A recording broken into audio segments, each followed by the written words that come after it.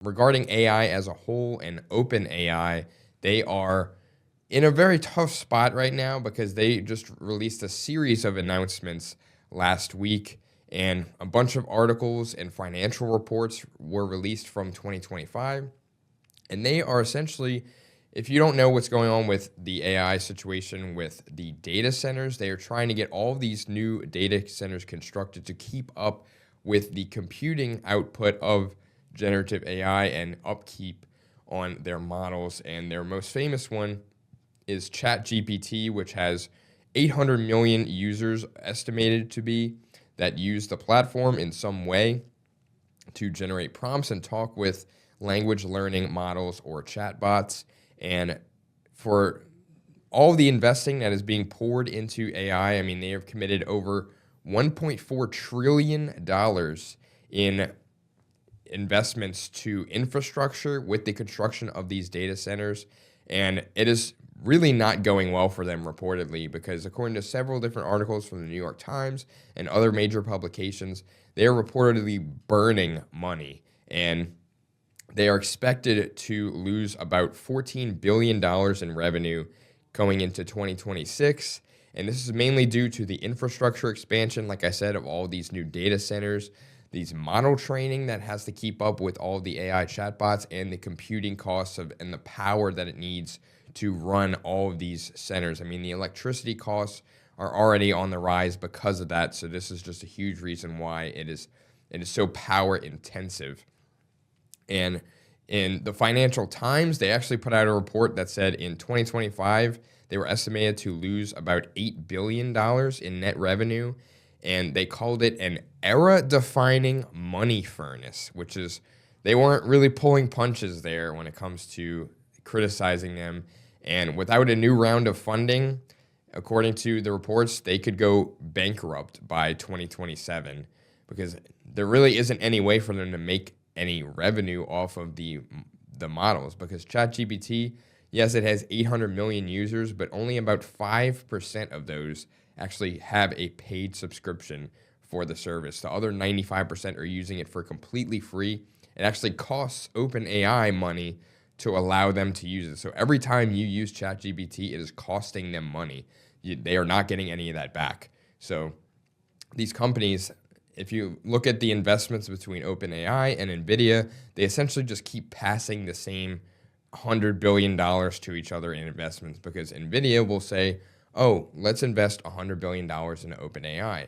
And then OpenAI will in turn then buy NVIDIA graphics cards and processors to upkeep with their models and everything. So it's pretty much just getting passed around. There's no actual growth or revenue that is coming from that. And on Friday, this is just another blow to what is, I'm assuming, is coming eventually. And OpenAI announced that on Friday they are beginning to roll out ads on ChatGPT for free and their Go users in the United States in the coming weeks before rolling it out globally. And the upper tiers of the subscription will not have any ads. That's the Plus, the Pro, and of course the Business and Enterprise subscriptions. But the Plus plan is $20 a month, and then the Pro plan is $200 a month. I don't know who needs to spend that much on ChatGPT, but if you do, more power to you. It's just, I don't see the appeal, and I'm assuming 95% of the people who use ChatGPT for free don't either. So I'm interested to see if once they implement these ads, if they decide to migrate to somewhere different where there's a free model. But as far as the ads go, they will start to appear at the bottom of the chatbot's answers, and they will be very, very clearly labeled at the bottom. And they say, according to them, that the responses won't be influenced by ads, and that OpenAI will never sell users' data to advertisers. And if you genuinely believe that, I have a bridge to sell you. And for users under 18, there will be no ads either. And then there will also be 0 ads under specific politics when talking to the chatbot. And that regards to politics, like I said, health and mental health. And according to them, this is not about revenue. It's about making powerful AI accessible to everyone.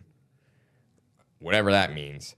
But an example that they showed was that if you were to ask about an upcoming trip to Santa Fe, in the example, they had ads for holiday rentals and then offered to essentially plan the trip. And as AI becomes more and more advanced, people are starting to see them become sort of like a shopping assistant where they can book things for you or purchase things for you.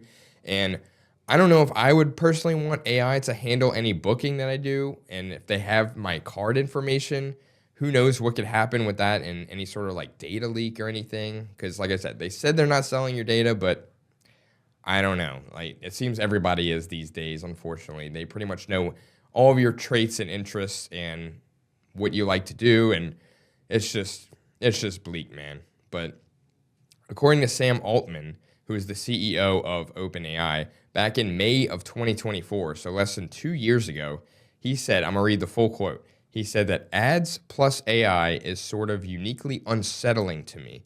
I kind of think ads as a last resort for us as a business model. So it's very interesting to me that he has now made a complete 180 on his previous stance. Again, just less than 2 years ago, he was saying this. And then now, all of a sudden, he's saying, it is clear to us that a lot of people want to use a lot of AI and don't want to pay. So we are hopeful a business model like this can work.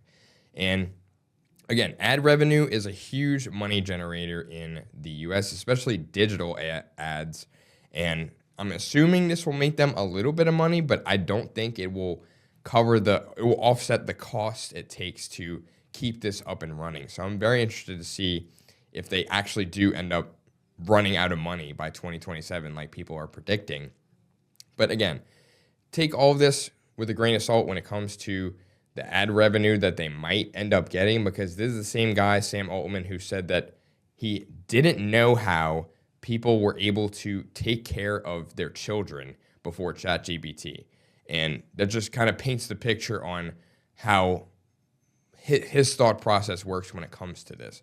But like I said, ChatGPT, it has around 800 million users, and only about 5% of them will pay.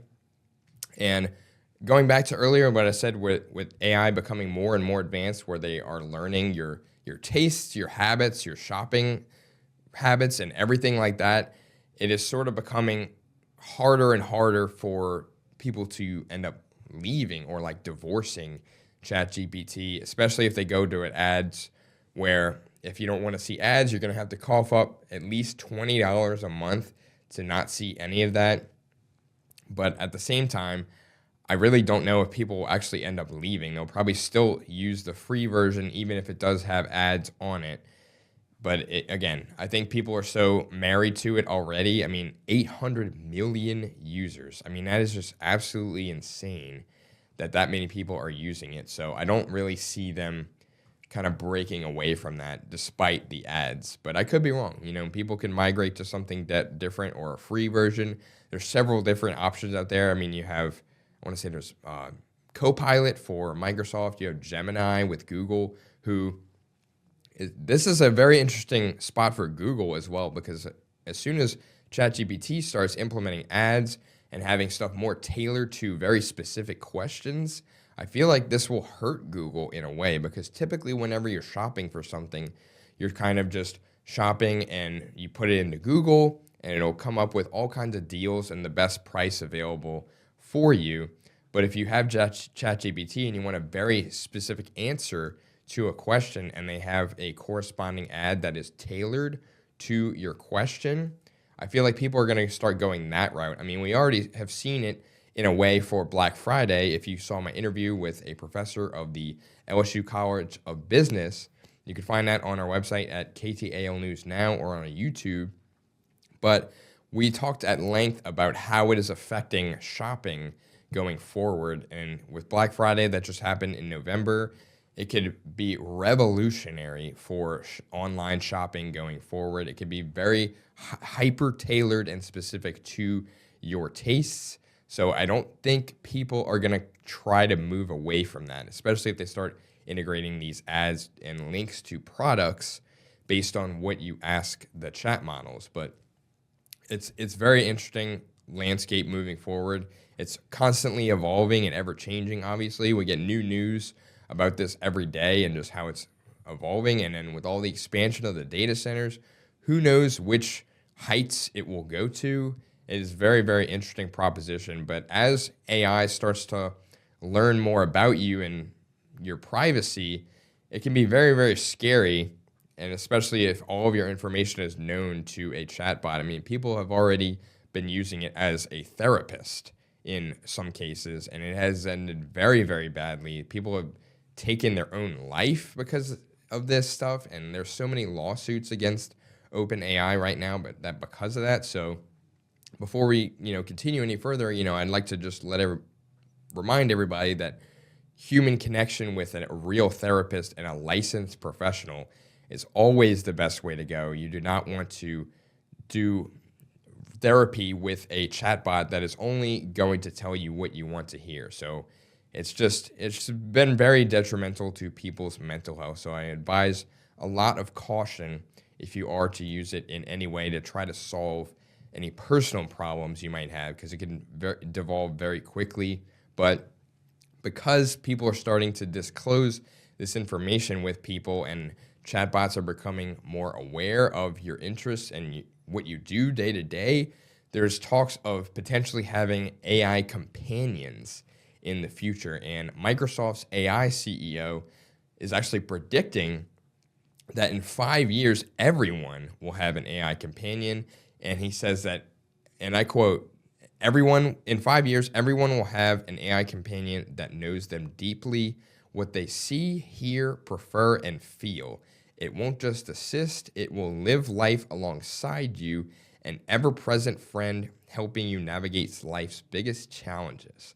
Now, I don't know about y'all, that does not interest me in the slightest. I would rather talk to my actual friends about anything that I have and hang out with them, because there's never going to be a time where they can give you that physical connection and just spending time with somebody. They're not actually real. So the fact that he's predicting that he said everyone will have one in 5 years' time, I don't buy that. I think he's just trying to hype up the product that not a lot of people asked for. I mean, if you look at Copilot now, it's being integrated into pretty much everything, and it can't even be removed. So it's very, very exhausting, at least in my opinion, just having everything integrated with it now in every aspect of our life, unfortunately. But if ChatGPT, like I said, if it does end up hemorrhaging money like the reports state it will, I don't think that it will truly go away. I think it will just get absorbed by one of the bigger companies who have all of the funding needed to, I guess, survive that. And this could be Microsoft, it could be Amazon, it could be Meta, it could be any of these tech giants that can come and swoop in and save them. I don't think that AI is going away, but OpenAI specifically could be in a little bit of trouble. Let me know what y'all think, if y'all are predicting some of the same thing, if y'all are excited for it, let me know. Just send me an email at amocklin@ktalnews.com. If you have anything you want to get off your chest regarding technology, AI, or anything in the world, you name it. Again, that's amocklin@ktalnews.com. You can send me an email. We could talk whatever you want. But, that when it goes back to the AI conversation, it's advancing at a very, very rapid rate, continuously, every single day. But I guess the main question would be, how far is this going to go? I mean, it's very easy to get scared when it comes to the uncertainty of the future, but just know that at the end of the day, we always have each other, and you can always make that real human connection with your friends, your neighbors, your family. They will always be there for you, even if the internet is completely overrun by AI-generated content at some point in the future. You will always have that option to log off or hang up and hang out, as some of my friends like to say.